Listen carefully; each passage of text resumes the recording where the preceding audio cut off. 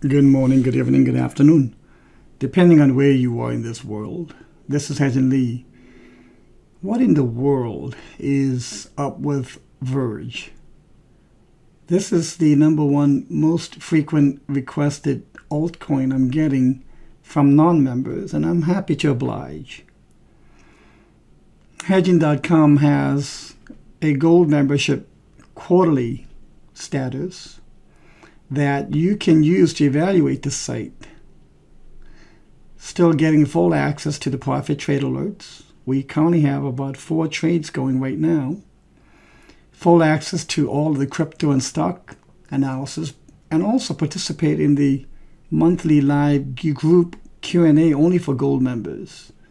And obviously get your coins analyzed on the same day. A lot of our members are taking advantage of that feature. So, what's going on with Verge? I have a semi-log chart, daily time frame. And what clearly has happened is that an impulse took place, as you can see here, in 5 waves. And the 5 waves, in LA waves, means once it's completed, there must be a requisite correction. It cannot be avoided. It cannot be escaped. That correction must take place whether you like it or not, because it is governed by Fibonacci arithmetic, the ratio 3, 5, and 5, 3 for LA waves. And that correction certainly took place. I mean, to fall so heavily from 31 cents to as low as 2/10 of a penny is a mighty fall.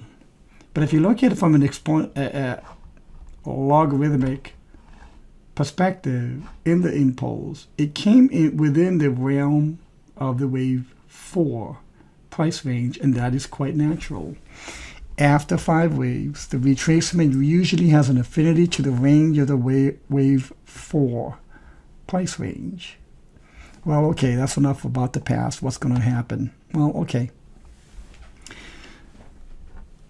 Look at the volume before the explosion. This was like the eye of the storm, and then kaboom. Look at the volume now. This flatline dead volume, if you will, is, I think, a potential eye of the storm perspective. The reason why I say that is because every correction ends. So if we can call the decline from 31 cents to the low point here a wave A, and this wave B, and say that the wave C is finished, that has a strong probable potential to say what? That the correction is complete. And in this case, it probably can be considered 5-3-5, a zigzag, where wave A is the longest, and thus C becomes short and stubby. Usually A is short and stubby, and C becomes the longest. Now the subwave composition of A can be seen as 5 subwaves as well. 1, 2, 3, 4, and 5. It's just segregated out beautifully. And if that's the case, then what can be said about the B wave is it was a 3-wave combination. So it was a 3, 3, 3, 3, 3. And we can probably call it W, X, Y, X, and Z, let's say. Okay?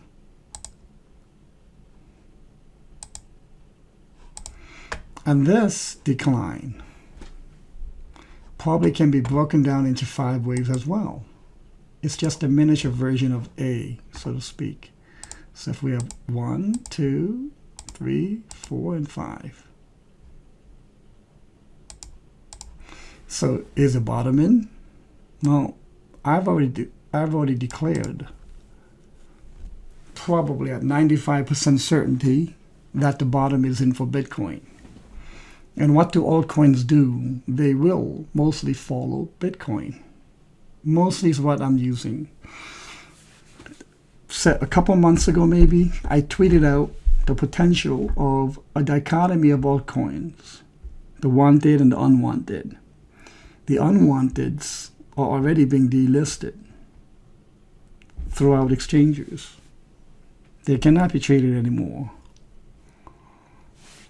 I think Verge will be within the wanted list. So from a pattern perspective, if we see this as a bull flag potential, what needs to happen is for the price to explode out of the top white trend line and start impulsing. Okay. Now here's what's going to be likely to happen. You'll see some explosion in volumes. Okay. You'll see some nice green bar volume explosions, just like you saw here. Okay. It won't be the biggest at first, but it'll be noticeable. Okay. You'll get some smaller one, maybe even a decline, a few small declines, but it'll grow out to bigger and bigger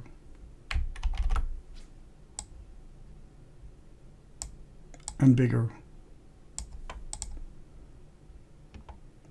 Now take note of these 5 waves, the white ones. They were the subwaves of a higher degree of trend. Wave 1.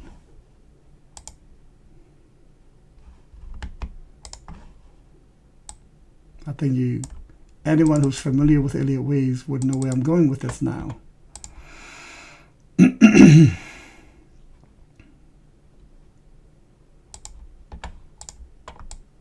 Okay. So this was wave 1. Then this correction, which just kicked it down from 31 cents to 0.2 of a penny, must be a wave 2. Okay. So then where do you think by this time next year wave 3 will be? Well, we know that wave 3 is never lower than wave 1. So if we can get a wave 3 swing up, and let's say by end of November we exceed 0.012, by end of January we start exceeding 0.028, by February, March we start kicking out the 12 cents, by June, July we'll make all-time new highs. If you look at it just from where we are now to where we can go even to the prior highs, from a return potential, that's 9,000%, 9,058% return. And if wave 3 is 1.618, at least, of wave 1, if we then use a trend-based fib extension, we can extrapolate from an estimate perspective that the 1.18 will be somewhere in the 51 cent range. 2.618 extension will be 92. If you go to 4.618, $1.44. I hope you enjoyed this analysis. This is the kind of analysis that I deliver every day on hedging.com.